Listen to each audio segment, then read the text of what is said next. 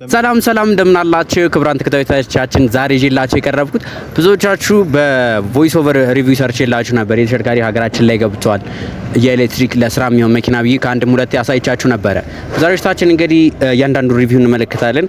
ፊስት ኢቦክስ ይባላል። ለስራ የሚሆናችሁ በአንድ ጊዜ ቻርጅ ኦልሞስት 300 ኪሎ ሜትር መጓዝ የሚችል የኤሌክትሪክ መኪና ነው። ዋጋው ምን ያህል ነው? እንዲሁም ደግሞ ከ10 ስንት እንሰጠዋለን? እንግዲህ እዚህ ቻናል ላይ ተለመደው አለ መኪናው ከ10 ስንት እንሰጠዋለን የሚሉትን አንድ ባንድ እንመለከታለን። ከመረጃዎቹ ጋር አብሬያችሁም ቆየው አዶንያስ ነኝ። መልካም ቆይታ። ፊስት ኢቦክስ የሚባለው ተሽከርካሪ እንግዲህ በሀገራችን ላይ ሆነ ለመናገር አዲስ ብራንድ ነው። ወደ ሀገራችን ከገባው ነው ትንሽ ወራት የሆኑት ነው። ነገር ግን ከተማ ውስጥ የተለያዩ ቦታ ላይ የምታዩቸው ተሽከርካሪዎች ናቸው።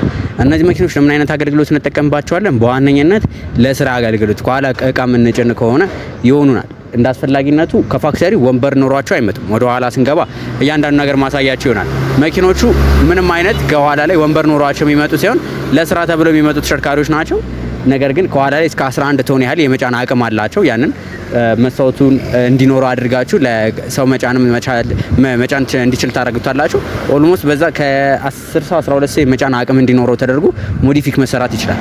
እዚሁ ላይ እንዳለን አንዳንድ ነገሮችን ላሳያችሁ። ከውጭ ገጽታው ላይ እንደምትመለከቱት የተሽከርካሪ ኦልሞስት በከተማችን ላይ ከነ ኤቭሪ ከሰፋ የሚል ተሽከርካሪ ነው። አጠቃላይ ርዝመቱም ስፋቱም ትንሽ ሰፋ ረዘም ያለ ተሽከርካሪ ነው። እዚህ ላይ እንደምንመለከተው መብራቶቹ ሃሎጅን መብራቶች ናቸው የሚሆኑት። እነዚህ መብራቶች ሙሉ ለሙሉ ሃሎጅን ናቸው፣ ኤልኢዲ መብራቶች አይደሉም። ወደታች ወረድ በምንልበት ጊዜ ደግሞ ወደዚህ ስንወድ እዚህ ጋር ፎግ ላይቱ እናገኛቸዋለን። እነዚህ ግሪላቸው ኦልሞስት ለዲዛይን ነው፣ ሞር ለባትሪ ኩሊንግ ሲስተም እንዲጠቀም የሚያስችሉ ናቸው። ነገር ግን ያን ያህል እንትን ምንላቸው አይደሉም። ሙሉ ለሙሉ ሽፍን ከሚሆን ምንጠቀምባቸው ናቸው፣ ከፈታ አድርገን ምንጠቀምባቸው ናቸው። በዚህ ጋር እንግዲህ ፎግ ላይቱ እናገኛቸዋለን። እዚህኛው ላይ መኪኖቹ በአሉሚኒየም ቸርኬ ሳይሆን በብረት ቸርኬ ናቸው የሚመጡት፣ የስራ መኪኖች ናቸው እነዚህ ተሽከርካሪዎች። ወደ ጎን ስንመጣ ደግሞ እዚህ ላይ አንዳንድ ነገሮችን ላሳያችሁ። ወደ መኪናው የጎን ገጽታ በመጣበት ጊዜ እዚህ ጋር የምትመለከቷት መብራቷ ራሱ ጋር የዊሊንግ ላይ የአንዳንድ የዊሊንግ ፓርቶችን ተጠቅመው እናገኛቸዋለን። በዚህ በኩል የፍሬቻ መብራቶችን እናገኛቸዋለን። እንደነዚህ አይነት ፍሬቻ ያላቸው ሌላ አይነት የድሮ ሊመስላችሁ ይችላል። ግን ምንድነው እንደነዚህ አይነቶቹ ፊቸሮች የሚሆኑበት ምክንያት ዋነኛነት መኪኖቹ የስራ መኪኖች ናቸው። ስለዚህ በጣም በቀላሉ ቢበላሽ ለመጠገን ደግሞ ረጅም ጊዜ እንዲያገለግል እንደነዚህ አይነት ቆየት ያሉ ፊቸሮች ተካተውላቸው እናገኛለን። ወደ ታች ወረድ ስንል የመኪናው የቻርኪው ቁጥር እንግዲህ 14 ኢንች ነው። 175 በ70 የሆነ ጎማ በትሪያንግል ጎማ ነው የምናገኛቸው። እንዲሁም ደግሞ 14 ኢንች ቸርኬ ተገጥሞላቸው የምናገኛቸው ተሽከርካሪዎች ናቸው። በዚሁ ላይ እንግዲህ ከመሬት ያለው ከፍታ እንደምትመለከቱት ከፍ ያለ ነው። ይሄ ማለት ነው ከመሬት ከፍ ያለ ነው። መኪናው ራሱን የቻለ ባትሪ ፕሮቴክተር ተደርጎለታል። ያ ማለት መኪናችሁ ድንገት ከስር የሆነ ነገር ቢመታ የመከላከል አቅም አለው። ውሃ ውስጥ ቢገባ እነዚህ መኪኖች ውሃ ጎርፍ ቢይዘው ራሱ ኦልሞስት ወደ 30 ደቂቃ አካባቢ መቆየት ይችላሉ። አይፒ ሬቲንጋቸው ጎርፍ ቢያጋጥማችሁና እዚህ አካባቢ ደርሶ ጎርፉ አይፒ 67 ስለሆነ እስከ 30 ደቂቃ ምናምን አካባቢ ጎርፍ ቢገቢ ውስጥ ቢሆን እንኳን መኪናው ጉዳት ሳይደርስበት ባትሪው ላይ ሞተሩ ላይ ጉዳት ሳይደርስበት መጠቀም ትችላላችሁ። ስለዚህ ክረምት ላይ መኪና እንዴት አደርጋለሁ ብላችሁ የምትጨነቁት አይነት ተሽከርካሪ አይደለም። ወደዚህ ስንመጣ እንግዲህ ይሄ ተሽከርካሪ ያው የስራ መኪና ነው ብያችኋለሁ። በሁለት በኩል ተከፋች ናቸው። በግራም በኩል በቀኝም በኩል በሁለቱም በኩል ተከፋች የምንላቸው ናቸው። እነሱን እንግዲህ ወደ ውስጥ ስንገባ አንድ ባንድ ማሳያችሁ ነው የሚሆነው።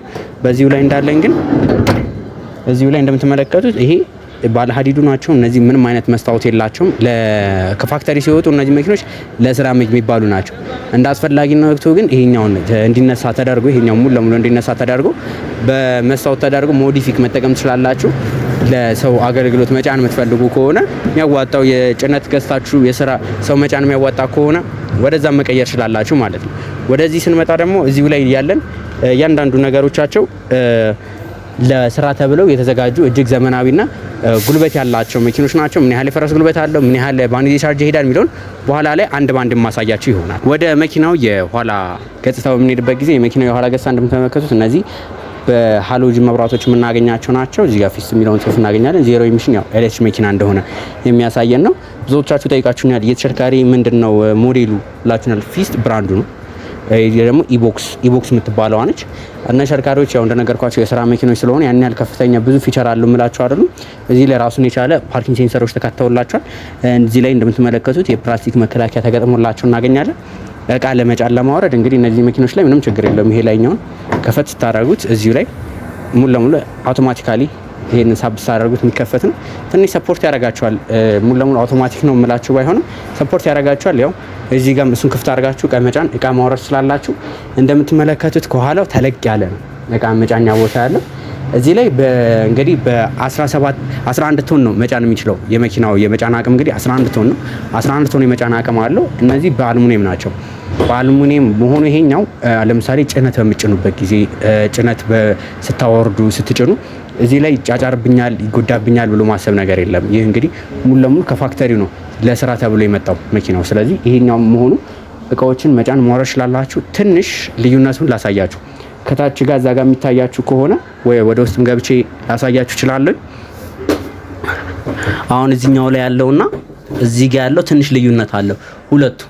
እዚህኛው ላይ የሚኖረውና እዚህኛው ላይ ያለው ልዩነት ምንድነው? እዚህ ጋር ያሉት የባትሪ እንዲሁም ደግሞ ኤሌክትሪካል ሲስተሞቹ እዚህኛው ከስር ያለው ትንሽ ከፍ የተደረገበት እዛ እነሱ ስለሚገኙ ነው። ስለዚህ ጭነቶች በምንጭንበት ጊዜ ይሄኛው በቀላሉ ለማስገባት ይሄ ደግሞ ወደ ላይ ከፍ አድርገን እቃዎችን ለማስቀመጥ እንዲሆን ነው። በዋነኝነት በግራና በቀኝ በተጭኑ ሞር ሪኮመንድ ይደረጋል። ለምን ከኋለኛው ይልቅ እዚህኛው ላይ ከዚህ ከፍ አድርጋችሁ ብትወስዱለት ለዌት ዲስትሪቢዩሽን ሞር የተሻለ ስለሚሆን መኪናው ከመሬት ያለው ከፍታ ምንም ያሳስባችሁ አይደለም። ምክንያቱም መኪናው የስራ መኪና ነው ስላችሁ የስራ መኪና በሚሆንበት ጊዜ መኪናው የተገጠመለት ሰስፔንሽን አለ። ሰስፔንሽኖቹ ብዙ አይነት ሰስፔንሽን አለ እንደምታውቁት ከተማችን ላይ ማክስ ፍሬንት አለ፣ እንዲሁም ደግሞ ሌሎችም የሊፍ ስፕሪንግም አለ። በዋነኝነት ሊፍ ስፕሪንግ የምንለው ወይ ደግሞ ባሌስትራ የምንለው አይነት በዋነኝነት የእሱ ጥቅሙ ጭነት በምንጭንበት ጊዜ እንደዚህ አይነት መኪና ላይ የተሰሩ መኪኖች ላይ እንደነዚህ አይነት ሊፍ ስፕሪንግ መጠቀማችን ከኋላ እንዳይወርድ ያደርገዋል። አንዳንድ የቤት መኪና ጭነት ጭኖ አይታችሁ ከሆነ እታች ይደርሳል። የስራ መኪና በሚሆንበት ጊዜ ደግሞ ላይ ነው የሚቀረው። ለምን? አብዛኞቹ ሊፍ ስፕሪንግ ባሌስትራ ማለት ነው የተለያዩ ብረቶች አንድ ላይ ተደራርበው ስለሆነ ሊፍ ስፕሪንግ ተሽከርካሪዎች ሞር የተመራጭ የሚያደርጋቸውም አንዱ ይሄ ነው።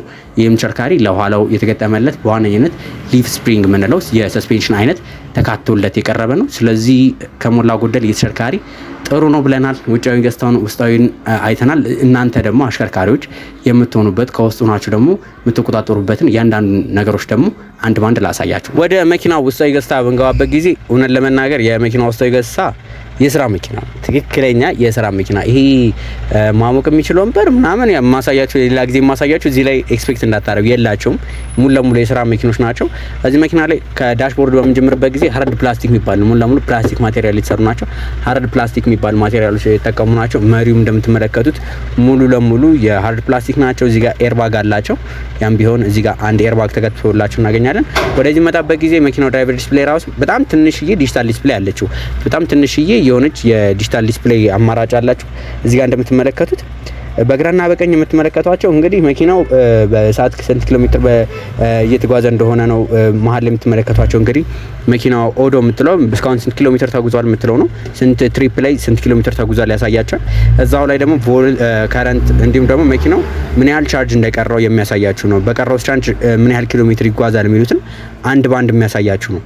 ከስር የምትመለከቷቸው እንግዲህ መኪናው ያው ጅፍሬን አላቸው። እነሱን አንድ ባንድ አሳያቸዋለሁ። የጅፍሬን እንዲሁም የበሮቹን የሌሎች ነገሮችን የሚያሳያችሁ ነው። ኖርማል መኪኖች ላይ ኦልሞስት 2017 18 መኪኖች ላይ የምታገኙትን አይነት ፊቸር እዚህ መኪና ላይ የምታገኛላችሁ እንጂ የ2026 ላይ የቅንጦት ፊቸሮችን አይደለም እዚህ ላይ የምታገኟቸው። ወደዚህ በምንመጣበት ጊዜ የመኪናው ዳሽቦርድ ላይ በምንመጣበት ጊዜ እንዳልኳችሁ ይሄኛው ሙሉ ለሙሉ በሃርድ ፕላስቲክ ናቸው። እዚህ ጋር የኤሲ ቬንቶቹን እናገኛቸዋለን። የሃዛርድ እዚህ ጋር የምናገኝ ሲሆን መብራቶቹን እዚህ ጋር እናገኛቸዋለን። እነዚህ ያው የኤፍኤም ሬዲዮ እነሱን የምንጠቀምባቸው ናቸው። ወረድ በምንልበት ጊዜ እዚህኛው ላይ ኤሲ ተካቶለታል። የኤሲ እዚህኛው ላይ ተካቶለት እናገኛለን። የተሽከርካሪ ላይ እንደምትመለከቱት እዚች ጋር 12 ቮልት ሶኬት ነች። እዚህኛዋን እንደ እንት መጠቀም ትችላላችሁ። ለምሳሌ እንደ ሲጋራ መተርኮሻ መጠቀም ትችላላችሁ። እዚህኛዋ ላይ ሲጋራ መተርኮሻ። ነገር ግን ሲጋራ መተርኮሻውን መጠቀም ትችላላችሁ። ሲጋራ ደግሞ አጨሳችሁ አይ ጥርስ የተበላሸ ካላችሁ እንደምታውቁት አዶኒያስ ካር ሪቪው ያው እህት ኩባንያ ያለን የተለያዩ ኮስሞቲኮችን እያመጣን ኦሪጂናል ኮስሞቲኮችን እያመጣን የምንሸጥበት የፕሮሞሽን ላይ ነው ያለ ነው። ለእናንተ ደግሞ ከአዶኒያስ ካር ሪቪው ነው የመጣ ነው። ከዛ ተልከን እዛ አይተን የመጣ ነው ካላችሁ ደግሞ ምንም ችግር የለውም። በጣም በአሪፍ ዋጋ የተለያዩ የኮስሞቲክ እቃዎችን መጠቀም ትችላላችሁ። ያው በሲጋራ በሌላ ነገር ጥርሳችሁ የበለዘም ካለ ደግሞ ለሱ ሁነኛ መፍትሄ አለን እያሉ ነው። እሱን ገብታችሁ መመልከት ትችላላችሁ። ወደ መኪናው በምንመለስበት ጊዜ እቺኛዋን እዚች ጋር እንመልሳትና እዚህኛው ላይ የመኪናው የተገጠመለት ማርሽ እንግዲህ ተሽከርካሪው ማርሽ የምንለው ነው። ሪቨርስ አለ፣ ኒውትራል አለ፣ ድራይቭ አለ፣ ኢ አለ። እዚህኛው ላይ የሚመጣበት ጊዜ ደግሞ ዩኤስቢ ቻርጀር ለማድረግ ብንፈልግ እዚህኛው ላይ እናገኛታለን። ይሄኛው ጠንከር ያለ ያው የተለመደው የትኛውም የስራ መኪና ላይ የተለመደው እጅ ፍሬን እዚህ ላይ ተካተውለት እናገኛለን። ወንበሮቹ የጨርቅ ወንበሮች ናቸው። እዚህኛው ላይ ባሳያችሁ ሙሉ ለሙሉ የጨርቅ ወንበሮች ናቸው። አጀስት ለማድረግ ብዙም አጀስት የሚደረግ ነው አላችሁ የሚሆንና ወደዚህ ወደ ኋላ ቢል ነው እንጂ ከዚህ ወደ ኋላ ብዙ እንትን ኤክስፔክት የምታደርጓቸው አይደለም። ከላይ ምንም አይነት ሰሩፍ ሌላ ነገር አታገኙም። ትንሽ መኪናው ላይ ያለው ውስጥ ገዝተው በቃ ሃርድ ፕላስቲክ የትኛውም ከዚህ በፊት የሰራ ነው። ከማን ጋር ልታወዳደሩ ትችላላችሁ? ለሱዙኪ ኢኮ የዛሬ አመት 2 አመት አካባቢ የሰራ ነው ሪቪው አለ። እሱን ተሽከርካሪ ከዚህ ጋር መወዳደር ትችላላችሁ። ሁለቱም ተቀራራቢ የሆነ ውስጥ ገዝታላችሁ። ይሄኛው እንግዲህ እንደምትመለከቱት ለስራ ነው። ሃርድ ፕላስቲክ ነው ኤቭሪዌር። ከስር የምታገኟቸው እነዚህ የነዳጅና የፍሬን መርገጫዎች አሏቸው። ይሄ ሁለቱ ከዛ ውጪ እዚህኛው ላይ ደግሞ ከስር እንደምትመለከቱት ትንሽ እቃ ማስቀመጫ አለን። እንዳስፈላጊነቱ ደግሞ ወደዚሁ ላይ ስንመጣ ደግሞ ተጨማሪ እቃ ማስቀመጫ ቦታ እናገኛለን። አሁን ደግሞ እስቲ ወደ ውጭ እንውጣና ያሉትን ምን አይነት ቻርጀር ይጠቀማል፣ በአንድ ጊዜ ቻርጅ ምን ያህል ኪሎ ሜትር ይሄዳል፣ የፈረስ ጉልበቱ ምን ያህል ነው የሚሉትን አንድ ባንድ ያሉትን ነገሮች እንመልከት። የተሽከርካሪ ታዲያ እስቲ ስለ ቴክኒካሉ አንዳንድ ነገር ንገረን ካላችሁኝ፣ የተሽከርካሪ እንግዲህ የተገጠመለት ባትሪ በ41 ኪሎዋት ሊቲየም አየን ፎስፌት ባትሪ ነው። ወደ BYD ዮሐናፕ ወደ እነሱ እንኳን ወደ 45 ናቸው። ወደ እነዛ የሚቀራረብ ነው። ከኢቱ በላይ የሆነ ባትሪ ፓክ ነው ያላቸው። ተለቅ ያለ ባትሪ ፓክ ነው ያላቸው መኪኖቹ። እንግዲህ 82 የፈረስ ጉልበት ማመንጨት ይችላል። ታዲያ የተሽከርካሪ ከማን ጋር ፈረስ ጉልበቱ ካላችን ሱዙኪ ዲዛይር ከምንላት ተሽከርካሪ ጋር ጉልበታቸው 82 ኪሎ የፈረስ ጉልበት የማመንጨት አቅም አላቸው። ሁለቱም ጥሩ የሚባል ናቸው። ሊቲየም አየን ፎስፌት የሚጠቀሙ ናቸው። ታዲያ ቻርጅ ለማድረግ ምክንያት የስራ መኪናው ነውና ቻርጅ ለማድረግ ምን ያህል ይፈጃል ከተባለ የተሽከርካሪ ቻርጅ ለማድረግ በስሎ ቻርጀር በሚሆንበት ጊዜ ከ6 እስከ 7 ሰዓት ሊወስድብን ይችላል። እንዲሁም ደግሞ በፋስት ቻርጀር በሚሆንበት ጊዜ ከ20-80 ለመድረስ 45 ደቂቃ ነው። ግን እኔ በግሌ ሪኮመንድ ማላረጋችሁ ነገር እንደነዚህ አይነት መኪና ገዝታችሁ በተቻለ መጠን ፋስት ቻርጅ ባትጠቀሙ ሪኮመንድ አደርጋቸዋለሁ። ፋስት ቻርጅ መጠቀሙ ትንሽ የባትሪው እድሜ ላይ ጉዳት ሊኖረው ስለሚችል በአንድ ጊዜ ቻርጅ 300 ኪሎ ሜትር መጓዝ ይችላሉ። በጣም ጥሩ የሚባሉ ተሽከርካሪዎች ናቸው። እያንዳንዱ ነገር አሳይቻቸዋለሁ ከሰስፔንሽኑ ጀምሮ ባትሪው ላይ እንግዲህ የተሽከርካሪ ወጣለት የመሸጫ ዋጋ ከ4 ሚሊዮን 650 ሺህ ብር ጀምሮ ለገበያ ቀርበው እናገኛቸዋለን ማለት ነው። ታዲያ ይህንን መኪና ከ10 ሰጠዋለሁ። ከ10 ስንት ይሰጠዋል ካላችሁኝ፣ እኔ በግሌ ይህን ተሽከርካሪ ኦልሞስት 8 ከ10 ሰጠዋለሁ። ለምን እንደሆነ ልንገራችሁ። በዋነኛነት መኪናው ምንም ያህል ያው የኢንቴሪየር ላይ ያለው ነገሮች ትንሽ እንትን ይላል። ሁለተኛ ሙቀት ነው። ከዛ ውጪ ሌላ ነገር ምንም ነገር የለባቸውም። ቴክኒክ ያላቸው በጣም አሪፍ የሚባሉ መኪኖች ናቸው። ባለው ማርኬት እኛ ሀገር ላይ ካለው ማርኬት እንደምታውቁት አዶኒያስ ካር ሪቪው መኪናውም ገብቶም ሳይገባ ራሱ መጀመሪያ ገና ሲጫን ራሱ ነው መረጃ የምንሰጣችሁ። ለዛ ነው ሰብስክራይብ አድርጉ ምንላችሁ። ገበያ ውስጥ ከመግባቱ በፊት ታውቁታላችሁ። ያዋጣናል አያዋጣንም የሚሉትን አንድ ባንድ መመልከት ትችላላችሁ።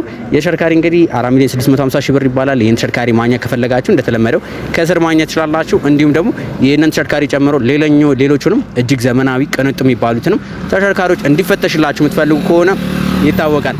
አዶኒያስ ካር ሪቪው ከስር ገብታችሁ በምታገኙ ስልክ ቁጥር እየደወላችሁ ማስፈተሽ ትችላላችሁ። በቀጣይ ሌሎች ከመኪና ጋር በተገናኙ መረጃዎች እስከምንገናኝ ድረስ መልካም